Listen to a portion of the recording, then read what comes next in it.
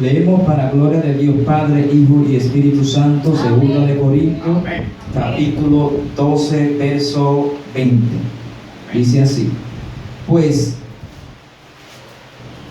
me temo que cuando llegue no os halle tales como quiero, y yo sea hallado de vosotros cual no queréis, que haya entre vosotros contienda, envidia, iras, divisiones, maledicencia, murmuraciones, soberbia, desórdenes, que cuando vuelva me humille Dios entre vosotros y sea tenga que llorar por muchos de los que antes han pecado y no se han arrepentido de la inmundicia y fornicación y lascivia que han cometido. Gloria a Dios. Puede sentarse. Quiero hablar, gloria a Dios, en esta hermosa tarde noche ya, de lo que es la ira. En esta noche quiero hablar de la ira, pero no de la ira de Dios, sino de la ira del hombre. Amén. La ira del hombre. En otra ocasión, pues, vamos a hablar, si el Señor nos lo permite, pues, de lo que es la ira de Dios. Pero hoy vamos a hablar de la ira del hombre, de la ira que usted le da y que a mí también me da. De esa ira quiero hablar en esta noche. Es un tema que es muy importante en nuestras vidas, ya que a diario pasamos por situaciones, circunstancias que alteran nuestro ánimo. Nosotros, pues, aunque tenemos un espíritu, que es el espíritu de nosotros, y aunque tenemos el Espíritu Santo, también tenemos emociones, tenemos sentimientos, y luego del pecado, pues, se manifiesta la ira en el ser humano. Aunque Dios no quiere que el hombre se aire, alabado sea el Señor. Nosotros, cuando hablo de esa ira, estoy hablando de ese enojo que viene a nosotros, que muchas veces no descontrolamos. Amén. Porque hay una ira, alabado sea el Señor, que viene a nosotros por cosas que vemos en otros. Aleluya. Pero no podemos hacerlo de la misma manera que lo hace Dios. ¿Por qué? Porque Dios es un Dios justo, Dios es un Dios santo, y cuando Él se aira, Él no pierde el control. Acontezca lo que acontezca, Él sabe lo que está haciendo. ¿Cuánto alaban a Dios? De manera de que, como dice las Escrituras, en el libro, gloria a Dios, de Santiago, capítulo 1, verso 20, dice: en la ira del hombre no obra la justicia de Dios. Amén. En la ira del hombre no obra la justicia de Dios. ¿Por qué? Porque exactamente el hombre no puede permanecer tanto tiempo enojado que no peque. Amén. Dicho sea de paso, la ira es un fruto de la carne, es una obra de la carne. En Gálatas capítulo 5, verso 20, habla que la ira es una obra de la carne. Amén. Y sabemos que está colocado donde está la envidia, la hechicería, la idolatría, la enemistad, los pleitos, en la misma categoría de los demás pecados. La ira es pecado. La ira es pecado. Alabado sea el Señor. Y sabemos que en Gálatas capítulo 5 habla de los frutos del Espíritu. Amén. Y habla que hay un contraste con la obra de la carne. Fíjese que lo del Espíritu es fruto y lo de la carne es obra. Amén. Y dice que ambos se oponen para que uno no haga lo que el otro quiere. Alabado sea el Señor. Por eso le he estado diciendo que específicamente los jueves y los domingos traiga su nota. Yo le voy a estar diciendo hasta que tenga fuerza, porque no es verdad que usted va a poder retener todos estos versos bíblicos en su mente, por más brillante que sea su mente, ni algunas cosas que yo vaya a editar. Se lo vamos a estar diciendo hasta que usted pueda acordarse. Gloria a Dios. Entonces, ¿qué es la ira? Es el sentimiento de irritación y enojo violento. Es el sentimiento de irritación. Es como que cuando a nuestro cuerpo viene, por una u otra razón, algo que le provoca alergia. ¿Verdad que sí? Que nuestro cuerpo se irrita. ¿Verdad que sí? Y comienza a verse físicamente algunas bolitas. Alguna gente se le pone rojo todo el cuerpo y se le forman bolitas. Está irritado. ¡Wow! La piel se irrita. Pero ojalá fuera esa irritación. La irritación de la ira es más fuerte. Es más fuerte. Porque puede ser que nosotros nos irritemos la piel y no estemos pecando con eso. Amén. Pero con el enojo sí. Entonces sigue diciendo, la ira cuando se adueña del hombre, o sea, se empodera del hombre, o sea, hay un momento ya donde el hombre no tiene dominio sobre eso. Porque hay muchas veces que yo y usted nos airamos y pensamos una rumba de barbaridad en la mente, y aunque pecamos, pero no llegamos a herir o a dañar a la otra persona. Entonces, cuando ya perdemos el control o el dominio, la ira en su mayoría de veces nos invade y nos ciega. Y no escuchamos, y no vemos, y no hay nadie que nos detenga. Yo estoy hablando la ira aún en los creyentes. Pero ¿qué pasa? Que en esta noche la idea es equipar, porque todos nos airamos en algún momento. El problema es nosotros mantener de cualquier cosita una irritación y de cualquier cosita perder el dominio. Amén. Que es fruto del Espíritu, que esa sobriedad. Por eso nos manda a velar, por eso nos manda a ser sobrio, sabiendo los tiempos que estamos viviendo. Dice en general, la ira cuando se adueña del hombre, en general, una manifestación de la naturaleza pecaminosa. ¿Ve? Que ya viene después de que el hombre, y lo vemos desde el Génesis, cuando Caín se ensanchó, se enojó contra Abel. ¿Y qué llevó esa ira? A quitarle la vida. La ira es peligrosa, hermano. La ira es peligrosa. Nosotros no ignoremos el poder destructivo que tiene la ira. Y lo vamos a ver más hacia adelante. Vemos otro ejemplo en el Antiguo Testamento cuando Jacob, el mañoso Jacob, era ladrón, dice la Biblia. Pero Dios tenía una promesa con él. Él le roba la primogenitura a su hermano. Y se enojó tanto Esaú que ya usted sabe lo que quiso hacer: matarlo. Porque la ira no es buena, hermano. La ira de Dios, la ira del hombre no reposa en la justicia de Dios. ¿Cuánto alaban a Dios? Amén. Así que en esta noche tenemos que quedar definitivamente que la ira es pecado número uno. Y que yo tengo que apartarme de la ira porque la Biblia me lo encomienda. Porque tanto hombre como mujer, hermano, miren, nos entra una cólera que eso da miedo, hermano. Se nos transforma el rostro. Y casi mente, si no hay un dominio, a veces hay intenciones hasta de saltar, de herir, como hablaba mi esposa en 2 días.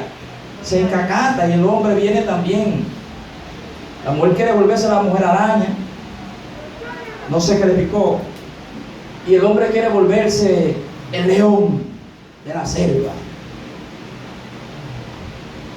Cuando esto acontezca entre nosotros, ojalá que no acontezca, pero como va a acontecer, dice que la blanda respuesta calma la ira.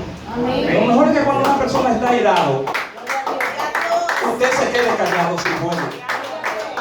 Dígale al Señor que ponga guarda en su boca, porque Él lo ha hecho conmigo. Y vamos a testificar más ahorita. Todavía estamos en la orilla.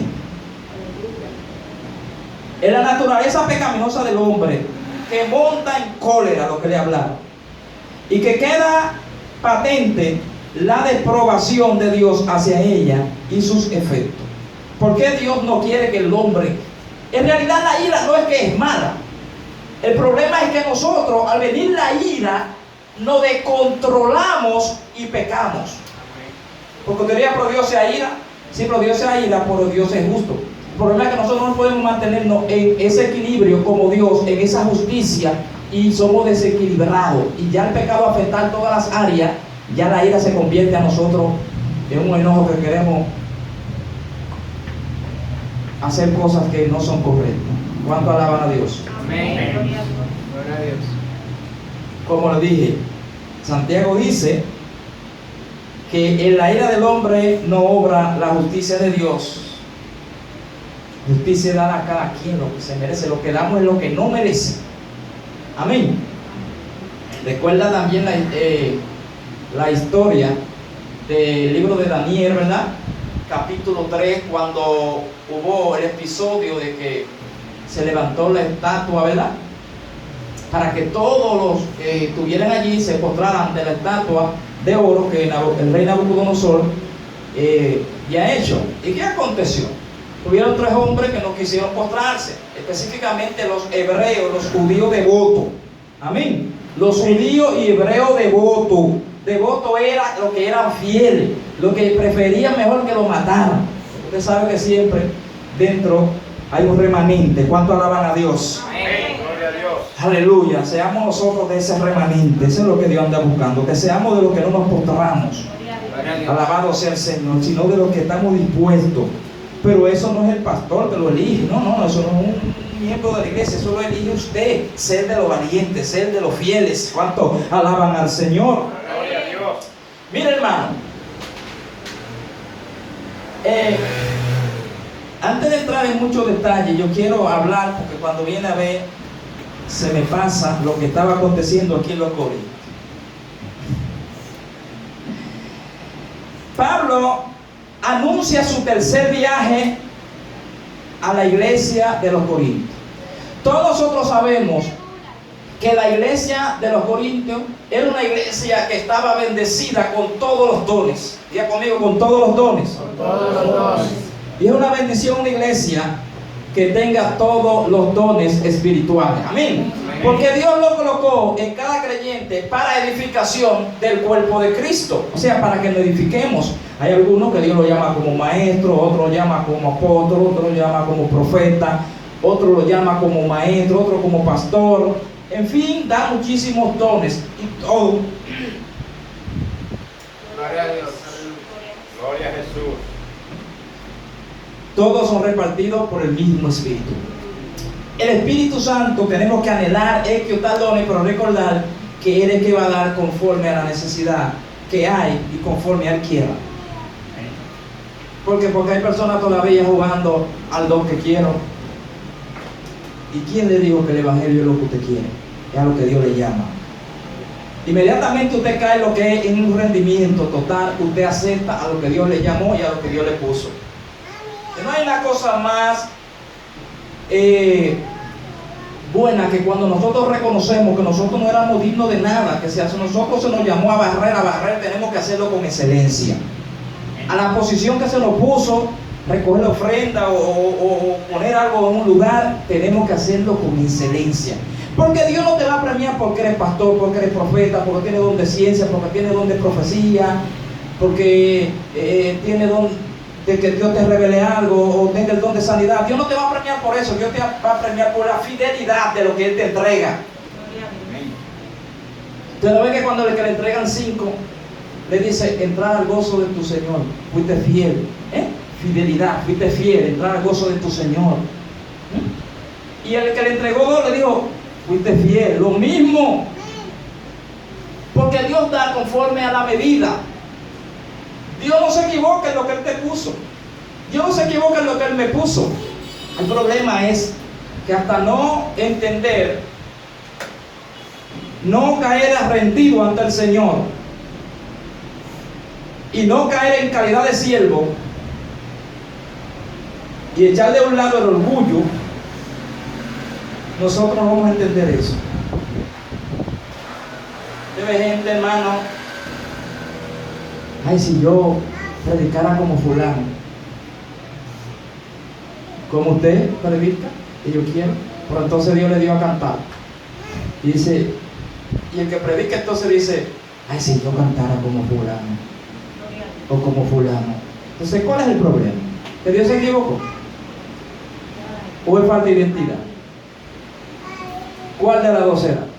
¿Dios se equivocó o es falta de identidad? Y no estamos diciendo con esto que usted no cante, porque el que entona y tiene el tiempo, aunque no tenga el don, puede hacerlo, porque es una combinación. Ellos hay gente que no tienen esa voz tan angelical como otros, pero pueden entonar y lo hacen bien. Si les gusta, o apuntarse a una escuela de cántico, porque Dios dice que tenemos que buscar la perfección. ¿Cuánto alaban al Señor? Hacerlo y hacerlo bien. Alabado sea el Señor. Gloria a Jesús. Entonces, el apóstol Pablo quiere ir a Él, pero él tiene un temor, porque en aquel tiempo estaba una crítica muy fuerte hacia el apóstol Pablo. Todos nosotros sabemos que el apóstol Pablo, pues, su apostolado no fue entre los hombres. Amén, no fue entre los hombres. Fue el mismo Señor Jesucristo, después de su ascensión al cielo, se le reveló.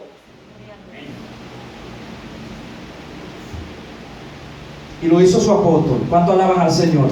Amén. Fíjense que no estoy en contra de eso, pero es bueno que alguien que tenga un don, el concilio, lo destaque, lo unja y todas esas cosas.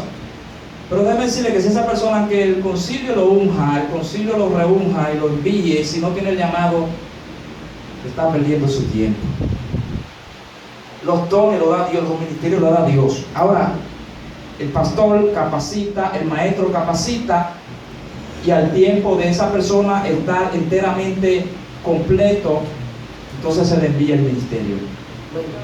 Porque vemos mucha gente inflado porque un concilio le envió, pero en la mayoría de las veces vemos personas que están enviados que no tienen llamado a lo que lo envían, y es por eso que a mitad te ven que lo dejan.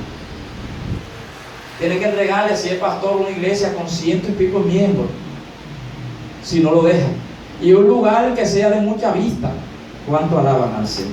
Pero el que tiene el llamado del Señor lo mandan a un campo abajo de una mata de almendra, y ahí él levanta la obra, porque él no viene a pastorear por multitud, él viene por la obediencia. Sean 5, sea 10, él tiene que ser fiel a esos 5, esos 10 que Dios quiso que se salvaran, y por eso él va a dar cuenta. ¿Cuánto alaban al Señor? Entonces habían falsos apóstoles, falsos maestros, que le engañaban a los corintios, porque los corintios, aunque tenían todos los dones, se dejaban engañar muy fácilmente, porque ellos no habían llegado al estado de una madurez. Ellos se habían quedado en ese estado de inmadurez, porque el Espíritu Santo quería, no, porque Dios quería, no, sino porque ellos mismos decidieron. Hermanos, tenemos que entender que Dios no es quien decide al lugar donde quiere llevarlo. O Dios decide, pero usted es que tiene que también decidir, cooperar para que eso se dé. O sea, eso no es algo de que no. Dios te llamó a pastor, ahora tú tienes que aguantar todos los cantinazos para que Dios moldee el carácter de Cristo en ti. Dios te llamó como adorador, ahora tú tienes que dejarte moldear por Él para que Él te envíe y tú puedas ser efectivo en el ministerio. Eso no es de que porque sí, eso tiene que ser pagando un precio. El precio de nuestra salvación lo pagó Cristo, pero el precio del ministerio lo tiene que pagar usted y lo tengo que pagar yo. ¿Cuánto alaban al Señor? Gloria a Dios. O sea, hay gente que se quedan como un arenque en el ministerio, sequecito. ¿Por qué? Porque no quieren pagar el precio. Nada más dicen, yo quiero ser como Juan, yo quiero ser como Juana. Mira cómo se usa, mira cómo Dios lo usa. Pero el problema es que esa persona está pagando un precio. Ese hombre, esa mujer está pagando un precio. Y un precio que ni siquiera a veces la gente se imagina. Tiene que negarse a sí mismo. Y cuántas cosas no nos brinda el mundo, la carne, el diablo. Y Satanás nos brinda muchas cosas. Entonces el apóstol Pablo le dice que él quería ir a ellos, pero él tenía un temor, una preocupación, que al él ir lo encontrara en una dimensión que no era la que él quería. Hermano, es como un niño que usted tenga y él nazca y pasen los tiempos y él no crezca. Es algo preocupante, hermano. Para el padre es algo preocupante, porque quizás para los demás es algo normal. Otros no han crecido, pero el padre no está pensando en otro, el padre está pensando en su hijo. ¿Cuánto alaban al Señor? Al padre le importa que su hijo crezca, aunque a los demás no le importe. ¿Por qué? Porque es sangre de su sangre, porque sale de su lomo, porque sale de su vientre. Entonces le duele, porque él no puede gozar de lo que los demás niños pueden disfrutar y gozar. A veces hay niños que tienen ese problema físicamente, no pueden crecer, y hay que tenerlo en pamper y hay que darle leche y mueren así. Hay casos así, hermano. Hay otros que crecen y caminan, pero no es porque son enanos, sino que se quedan a cierta estatura. Y esto también es preocupante, hermano. Y más si los padres son altos los dos. ¿Cuánto alaban al Señor? ¿A quién salió? A la abuela no. La abuela también es grande. Todos sus familias son grandes. ¿A quién salió? Como somos cristianos, nos vamos a mirar para el del vecino. ¿Cuánto alaban al Señor? ¿Qué está pasando? ¿Algún problema hubo?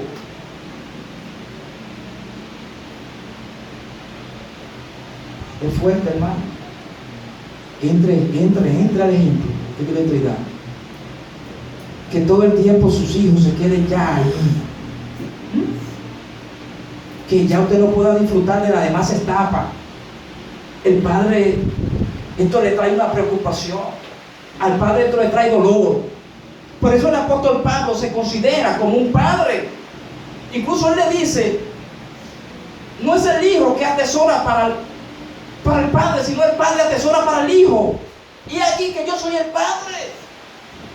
Pero ¿qué hacían los hijos? Atesoraban para que los demás, los padres, que eran los superapóstoles, que eran los falsos, vinieran con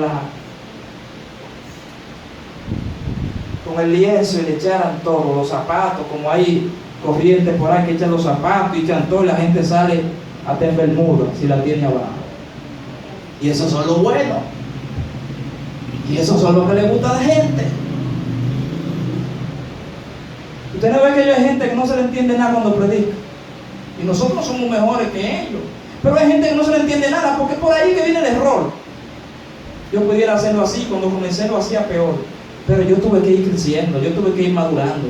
Porque mi intención no es que usted diga 2 o 3 sababá, ni que usted se zapatee, ni que brinque. Mi intención es que la palabra le transforme, así mismo como usted está, que su manera de pensar sea transformada. No que usted caiga al suelo y que cuando se levante de ahí usted se levante peor. Amén, gloria a Dios. No que usted aplaude que cuando salga y vuelva sea peor. No, que usted pueda captar la idea y que esa palabra usted deje que le penetre dentro de usted y que le cambie. Gloria a Dios. Más él decía, ¿quién envié yo? Que no hizo lo mismo que yo, que no caminé como yo. En el caso de yo creo que fue Tito, sí, Tito, en el verso 18. Rogué a Tito y lo envié a él, a hermano. ¿Os engañó acaso Tito?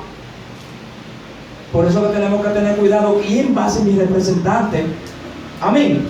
Cualquier persona no puede ser mi representante. ¿Cuánto alaban al Señor? Porque si esa persona no habla, no piensa como yo, no puede ser mi representante. ¿Cuánto alaban al Señor? Porque cuando vaya a representarme, si ese no es Junior, ¿quién lo mandó? ¿Cuánto alaban al Señor? Entonces, más que Junior, tenemos que ser representantes de Jesucristo. Entonces Jesucristo no manda a cualquier cosa a ser representante de él. El hombre manda, yo mando porque yo me equivoco y me pasa como Samuel, un que no tengo que ungir, pero Dios no es así. ¿Cuánto alaban al Señor? Dios mira más allá de la apariencia, Dios mira más allá. Dios mira la intención, Dios mira el corazón, la actitud. Que Tito caminaba como él, por eso lo mandaba. Timoteo, eran gente que seguía los mismos pasos. Es algo que nos cuesta a nosotros, hermanos, seguir los pasos. Hay gente que nunca quieren caminar por donde es correcto. ¿Qué es fácil? No es fácil. Es difícil. Pero no es imposible. Y les voy a decir una cosa. Lo más difícil es para el que no quiere. Si usted le quiere, ya usted tiene un punto a su favor. Porque yo siempre he dicho que cuando usted no quiere, el camino se hace más largo, las cosas se hacen más difíciles. Porque yo veo gente que dicen la cosa está dura, la cosa está mala, pero vaya a su casa para que usted vea. Ellos no dejan de comer, ellos no dejan de vestir, ellos no dejan de poner su casa bonita y la cosa sigue dura. Y un esmero que usted dice, la gente no es pobre. Pero ¿qué con nuestras vidas? ¿Ese es el esmero? ¿O es el esmero de nosotros querer presumir de cuando vengan a mi casa, que se lleven un asombro, que se lleven, todo esto es bonito, no dejemos de hacer, pero ¿qué con esto de que solamente esa apariencia, que solamente son cosas que con el tiempo se van a destruir? ¿Qué es de nosotros? Si todo esto está en esta estructura bien bonita y nosotros estamos por dentro todos podridos, ¿qué es con esto? Porque lo que verdaderamente va a impactar a la gente no es la estructura, no es la luz que pongamos. Lo que va a impactar a la gente es la manera en que nosotros vivamos. Gloria a Dios. Hay poder en Jesús. Y eso es lo que el apóstol Pablo le está diciendo. En vez de yo quitarle a ustedes, nunca le he sido agravio. Yo no le he engañado a ustedes con su dinero. Yo no busco esto. Yo lo que busco es estar vigilando sus almas. Pero ¿cuántos superapóstoles? ¿Cuánta gente que se llaman de ser profeta? Y tú no ves nada más queriendo sacarle la plata de los bolsillos a la gente a como dé lugar. Yo no estoy en contra, hermano, de que se ofrende y que se diezme. Incluso mis mensajes, ustedes no lo ven que son tan enfocados ahí. Yo creo que he estado hasta en una falta, que nunca he agarrado a hablar del diezmo, así hablarlo, enseñarlo, de la ofrenda. Hemos hablado del vestir, hemos hablado de ser ejemplo de Cristo, pero todo es un conjunto. No podemos dar una cosa para hacer la otra. Todo el consejo de Dios tiene que ser predicado. Amén. Porque es con toda nuestra manera de vivir que tenemos que agradar a Dios. No es una parte. La parte que usted está fuerte, siga fortaleciéndola. Y la que está débil, entonces comience a ejercitarla. Amén. Gloria a Dios. Terrible, hermano, la apariencia.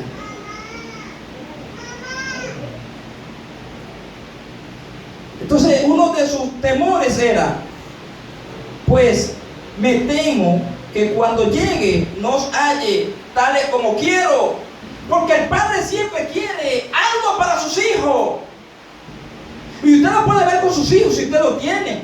Usted quiere que sus hijos estén sanos. Usted quiere que sus hijos estén saludables. Usted quiere que sus hijos sean ejemplo en la sociedad. Usted quiere que sus hijos sean útiles. Y usted trabaja arduamente y le enseña y lo educa para que sea alguien útil, porque es alguien desde que nació. El mundo es por lo que usted tiene, dice, para que sea alguien. No, la gente son alguien desde que están en el vientre. Cuando alaban al Señor, son hechos a imagen y semejanza de Dios. Gloria a Dios. Somos alguien. Dios no crea cosas, Dios crea alguien, personas razonables. Y él tenía ese temor, él tenía ese miedo que cuando fuera no lo encontraba. Entonces es el mismo deseo que tiene cada pastor, con todos los miembros que verdaderamente fue llamado al pastorado y tiene ese amor de Dios. Es Dios que le pone en su corazón a que cada hermanito pueda crecer. Todos no van a crecer a la par, pero cada quien individualmente tiene que anhelar su crecimiento en Cristo. Y ese crecimiento viene por nosotros conocer las Escrituras. Pero vemos hoy por hoy que en las iglesias la menor asistencia en su mayoría de veces son los lugares de capacitación. Es cuando quieren enseñarle, porque Satanás sabe que hay un poder, que el pueblo de Dios pereció por falta del conocimiento. Entonces ahí es que vienen y entran los falsos apóstoles, ahí es que entran los falsos maestros a engañar.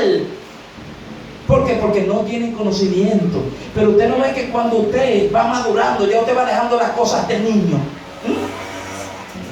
Ya usted va dejando la bobería. Ya usted se... Incluso los niños en la etapa de su niñez no es con parón que se ponen. Lo que acontece es que hay algo inherente en los niños. ¿Qué es lo que hay inherente en los niños? Lo que hay inherente en los niños es que a medida que ellos van creciendo, ya ellos no quieren que le hagan